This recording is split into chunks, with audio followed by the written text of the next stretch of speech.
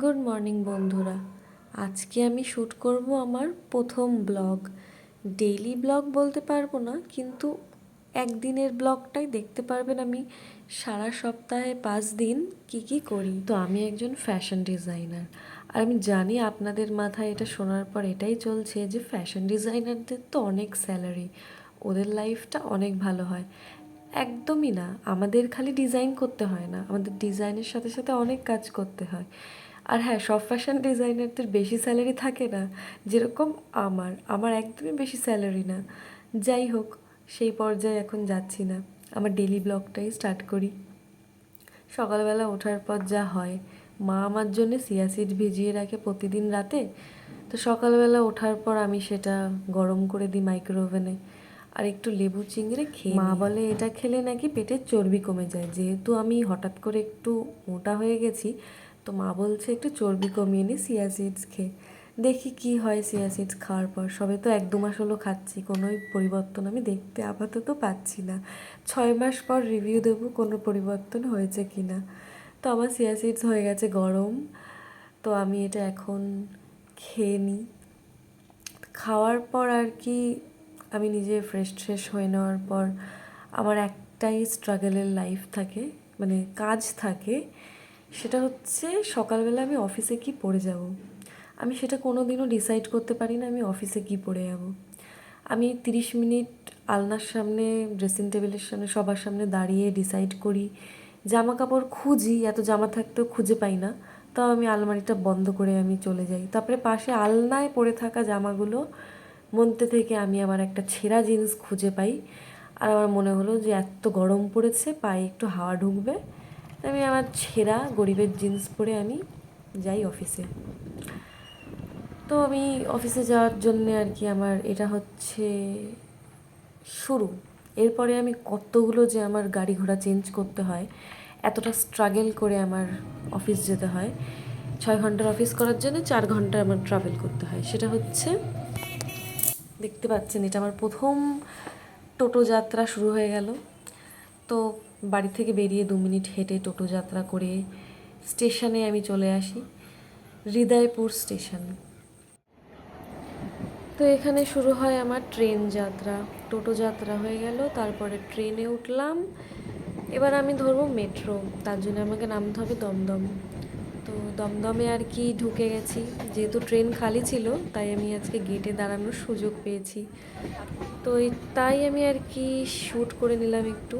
তো আপনারা এই সিগন্যালটা দেখে চিনতেই পাচ্ছেন, এটা দমদমের সিগন্যাল, যেখানে প্রতিটা ট্রেন দাঁড়িয়ে থাকে নয় নয় করে 10 থেকে 15 মিনিট। তো আজকে আমার ট্রেনটা সিগন্যালে দাঁড়ায়নি, যেটা কিনা একদম মিরাকেল ব্যাপার। যাই হোক, দমদমে তো আমি এসে পড়েছি এখন। এবার আমাকে দৌড়াতে হবে। এখানটায় হচ্ছে একটা রেস, যেখানে কিনা না দৌড়ালে মেট্রো মিস হয়ে যায়। তো এই দেখুন, সবাই মহিলাগুলো নেমেই একদম দৌড় লাগিয়েছে, আমিও দৌড় লাগাবো এখন। দৌড় লাগিয়ে দাঁড়িয়ে বললাম একটা লাইনে, যেটা কি না টিকিট কাউন্টারের না, এই লাইনটা হচ্ছে আপনার এন্ট্রি লাইন। তারপরে সিঁড়িতেও লাইন, লাইন দিয়ে এতগুলো লোক দাঁড়িয়ে রয়েছে। এতগুলো লোকের মধ্যে আমাকে গুটিয়ে খালি 2টো স্টেশন যাওয়ার জন্য উঠতে হবে। তো আমার মেট্রো চলে এসছে। আমি ভেতরে আর কি শ্যুট করতে পারি না, আর আমার একটু লজ্জা লাগে লোকের সামনে ক্যামেরা বার করতে। তাই আমি আর কি ভেতরে শ্যুট কিছু করিনি, যদিও বা একটা ইনসিডেন্ট হয়েছিল একটা লোকের সাথে। তো যাই হোক, আমি এখন পৌঁছে যাই শোভাবাজার সুতানুটিতে। এই কাকু আবার উঁকি মেরে দেখছে আমাকে।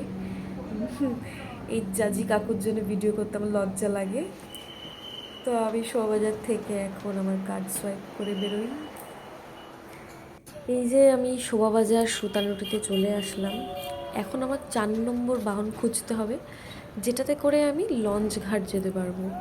তো শোভাবাজার থেকে নামার পরেই 1 নম্বর গেটের সামনে থেকে আমি এখান থেকে অটোর জন্যে ওয়েট করতে হয়। তো মাঝে মাঝে আমি তাড়াতাড়ি পেয়ে যাই অটো, কিন্তু মাঝে মাঝে আবার এরকম এর আগে জিজ্ঞেস করলাম পেলাম না। তো এরকম 3-4টে অটো আমার দেখতে হয়, তো কেউই যায় না। তারপরে কেউ একজন বলে যায়। তো মাঝে মাঝে ডিমান্ড বেড়ে থাকে লঞ্চ ঘাটে, কোনো ডিমান্ড থাকে না। তো সবাইকেই চেল্লাতে হয় লঞ্চ ঘাট লঞ্চ ঘাট। তো লাস্টে আর কি এই দাদাটা আসবে এখন একটা দাদা, এই দাদাটা দাঁড়ালো, তো অটো ফাঁকাই ছিল, ভাবলাম ইনি আবার লেট করে নিয়ে যাবে প্যাসেঞ্জার নিয়ে, তো ইনি লেট করলো না যদিও বা। তো এখন আমি অটোতে উঠে গেছি আর আমার ডেস্টিনেশন শোভাবাজার আহেরিটোলা ঘাট। এই একটা জায়গা আমার এত জার্নি করার পর এই একটা জায়গায় এসে আমার মনে হয় যে না ঠিক আছে, একটা তো শান্তির ভিউ পাচ্ছি, একটা শান্তি পাচ্ছি, মানে এই জায়গাটা সত্যি আমার খুবই ভালো লাগে। আমি নিজের মতো যাই, কানে হেডফোন গোজা থাকে যাতে কিনা আমি লোকের কথা না আমি কানে শুনতে পারি, কিন্তু আমার হেডফোনে সবসময় গান চলে না। তো আমি হেডফোন গুঁজে তো হেডফোন গোজার পর আমি একা দাঁড়িয়ে পড়ি আর একটু ভাইব নিই, তখন আমি সত্যি গান টান শুনি না, যাতে লোক আশেপাশে থেকে কোনো কোনো কথা আমার কানে না আসে, আমি কানে হেডফোনটা গুঁজে রাখি। তো যাই হোক, আমি লঞ্চ ঘাটে চলে এসেছি। লঞ্চ ঘাটে আসার পর তো লঞ্চ এসেই ছিল আজকে, তা আমার আর ওয়েট করতে হয়নি। তো লঞ্চে একটু ঝামেলা হচ্ছিলো, দুজন হয়তো প্রায় মারামারি করবে এমন অবস্থা ছিল। যাই হোক, ওনাদের আর শ্যুট করলাম না কারণ আমার লজ্জা লাগে। তো এই ভিউটা হচ্ছে লঞ্চে ওঠার পর, যে হাওড়া ব্রিজ, আমি রোজ এই ভিউটা আমি দেখতে দেখতে যাই, আমার এত ভালো লাগে, এত ভালো লাগে। আর ওই দিকে ওইটা হচ্ছে আমার ডেস্টিনেশন বান্ধাঘাট, ওই বান্ধাঘাটে লঞ্চটা আমাকে নিয়ে যাবে। তা এখন আমি লঞ্চে উঠে পেরেছি, লঞ্চটা ছেড়েও দিয়েছে। ওয়েদারটা অনেক গরম ছিল, কিন্তু যে বৃষ্টি বৃষ্টি তো ঠান্ডা হাওয়া ছিল, প্লাস অনেকটা রোদও ছিল সেদিন। তো এটা হচ্ছে লঞ্চ থেকে লঞ্চ ছেড়ে দিয়েছে, তারপরে এরকম আর কি এত লোকজন যায় প্রত্যেকটা জায়গায়, মানে প্রত্যেকটা লঞ্চেই অনেক যাত্রী থাকে। তো এখন আমি আমার ডেস্টিনেশনে চলে এসেছি, এখান থেকে ওয়াকিং ডিস্টেন্স আমার অফিস। আর এখানে সব ঠাকুরের মন্দির পেয়ে যাবেন, জগন্নাথ থেকে শুরু করে কালী ঠাকুর, দুর্গা ঠাকুর, শিব ঠাকুর, কৃষ্ণ ঠাকুর, সব মন্দিরই এখানে পাবেন। এখানে কোনো ঠাকুরের অভাব নেই, সব মন্দির এখানে পাওয়া যায় বাধাঘাটে নামার পর। তো এখান থেকে 5 মিনিটস ওয়াকিং ডিস্টেন্স আমার অফিস।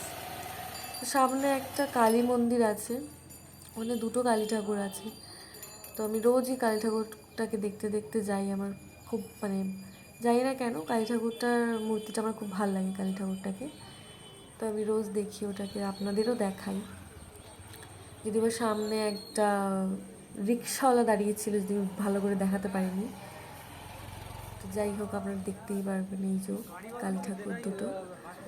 তো এটা লাস্ট ঠাকুর মন্দির এখানে, মানে এইটুকু, এরপরে আর মন্দির নেই। মানে আমার অফিসের ওই সাইডে আছে, এটা হচ্ছে আমার অফিসের রুম। তো এখানে আমার ডিজাইন করা জামা কাপড় কিছু ঝোলানো থাকে। এখানে ক্যাড মাস্টারের জায়গা, যিনি আমার ডিজাইনটা রেডি করায়। আর এই হচ্ছে আমার ডেস্ক। তো লাঞ্চের পর আমার এরকম অবস্থা থাকে, আমার শরীরে কোনো রকম এনার্জি থাকে না, আমার ঘুম পায়, আমি প্রত্যেক 5 মিনিট অন্তর অন্তর হাই তুলি। তো অনেক কষ্ট করে নিজের ঘুম চেপে একদিন ঘুমিয়েই পড়েছিলাম। তারপরে উঠে আমি আমার কাজ স্টার্ট করি। তো আমার কাজ হচ্ছে এইটা, আমি কিডস ওয়্যার জামা বানাই। আপনারা ভাবেন ডিজাইনার এটা কি বানাচ্ছে, মানে আমার কোম্পানির বেস হচ্ছে কিডস ওয়্যার, বাচ্চাদের জামা কাপড়। তো এইখানে আমি বাচ্চাদের জামা কাপড় বানাই, অত ফ্যান্সি গার্মেন্ট এখানে রেডি হয় না, basic daily wear designs ready হয়। যাই হোক, আমার ছুটি হয়ে গেছে, আমি সারাদিন এই টাইমটা, এই সময়টার জন্য আমি ওয়েট করি যে কখন আমার ছুটি হবে, আমি আবার লঞ্চে যাব আর আমি কতক্ষণে বাড়ি যেতে পারবো। এইটা হচ্ছে আজকের ভিউটা। আজকে এত সুন্দর আকাশটা ছিল, পুরো মনে হচ্ছিল না আকাশের রেনবোর কালারটা ছড়িয়ে গেছে, মানে রেনবো কেউ একদম ছড়িয়ে দিয়েছে আকাশে। খুব সুন্দর ওয়েদার ছিল, সুন্দর একটা আলো ছিল। এই ভিউটা আমার প্রত্যেক দিন আমি এটাই দেখার জন্যে মনে হয় আমি এতদিন অফিস যাচ্ছি, নাহলে আমি অফিস করতাম না। তো তারপরে আমি স্টেশনে চলে যাই, আহেরিটোলা স্টেশন। তো শোভাবাজার স্টেশনটা আমি যাওয়ার সময় যাই, কারণ আমার যাওয়ার টাইমেই একটা ট্রেন থাকে, আসার টাইমটুকু ট্রেনটা পাই না, যেহেতু এক্সাইটেড চলে এসছে হাবড়া লোকাল। এই মাঝের হাট হাবড়া লোকাল ধরে আমি রোজ বাড়ি যাওয়ার সময় যাই। তো যাই হোক, আমি আবার আকাশটা শ্যুট না করে পারলাম না। ট্রেন থেকে আকাশের ভিউটা এত সুন্দর লাগছিল সেদিন, আকাশের ভিউটা সবাই শ্যুট করছিল, আর আমি জানলার ধারেও বসেছিলাম না, আমি একটু দূরে বসেছিলাম, ওখান থেকে ক্যামেরাটা নিয়ে এবার শ্যুট করতে হয়েছে। তো ওই যে আমি ট্রেনের ধারে বসেছিলাম। তো আজকে লোকজন কমই ছিল, যদিও বা এখনও দমদম আসেনি, দমদম আসলে দেখতে পারবেন। তো এটা বাগবাজার ঘাট। তো স্টেশন দাঁড়িয়েছে বাগবাজার ঘাটে, আর এত সুন্দর ভিউ আমি ভিডিও না করে পারলাম না। আমি আবার মানে একদম ভিডিওটা তুলে নেওয়ার চেষ্টা করলাম, তো অনেক গাছপালার জন্যে আর কি ভালো দেখা যায়নি। তো এই যে দমদম স্টেশন, ট্রেনটা যখন দমদম স্টেশনে দাঁড়ায়, মহিলারা একদম হুড়মুড় করে পড়ে, সবাই নামলো। এবার দেখবেন যে কী করে উঠছে, এই যে প্রথম মহিলা, এই এখন সবাই উঠবে। যদিও আজকে ভিড় কম, বাবা উঠতেই পারছে না, দুজনে একই গেট দিয়ে উঠবে। এত ভিড় কম ছিল বলে আর কি এরকম। তো যাই হোক, আমার দিনটা একটা চা দিয়ে শেষ হলো। Tata, bye bye. আমার জীবনের প্রথম ব্লগ এটা।